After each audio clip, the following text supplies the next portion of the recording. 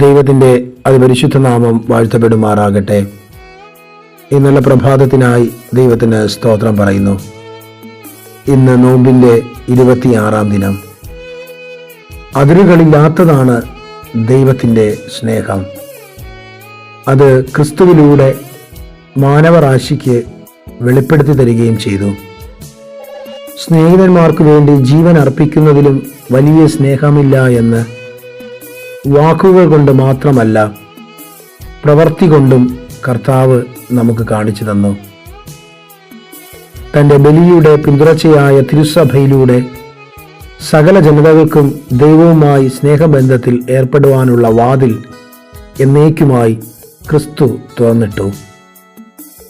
ദൈവം നമ്മെ എത്രമാത്രം സ്നേഹിക്കുന്നു എന്ന തിരിച്ചറിവാണ് പാപങ്ങളെ വെറുത്ത് അത് ഉപേക്ഷിക്കുവാനുള്ള കൃപ ദൈവം നമുക്ക് തരുന്നത്.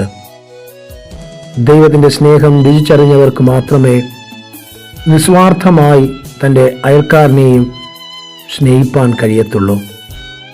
സ്നേഹിതൻ എല്ലാ കാലത്തും സ്നേഹിക്കുന്നു. അനർത്ഥകാലത്ത് അവൻ സഹോദരനായിത്തീരുന്നു. എന്നാൽ യേശുവിൻ്റെ പ്രിയ ശിഷ്യന്മാരിൽ ഒരാളായിരുന്നു യൂദ. യേശു യൂദയുടെ ജീവിതത്തിൽ സ്നേഹിതനായി കാണുകയും സ്നേഹിക്കുകയും ചെയ്തു. എന്നാൽ പിശാച് യൂദയിൽ സമ്പത്തിൻ്റെ മോഹം വർദ്ധിപ്പിക്കുകയും യേശുവുമായുള്ള സ്നേഹബന്ധം കേവലം വെറുമൊരു 30 വെള്ളിക്കാശിൻ്റെ പേരിൽ പ്രാണനായി കരുതിയ തൻ്റെ സ്നേഹിതനെ ഒറ്റിക്കൊടുക്കുകയും ചെയ്യുന്നു. ആ അവസ്ഥയിലും തന്നെ മറ്റുള്ളവർക്ക് എറിഞ്ഞുകൊടുത്ത യൂദയെ നോക്കി ക്രിസ്തു ഇപ്രകാരം ചോദിക്കുന്നു: സ്നേഹിത, നീ ചുംബിച്ചുകൊണ്ടാണോ എന്നെ ഒറ്റിക്കൊടുക്കുന്നത്? പ്രിയരെ, ഇതിനേക്കാളും വലിയൊരു സ്നേഹം മാനവരാശിക്ക് നൽകുവാനില്ല.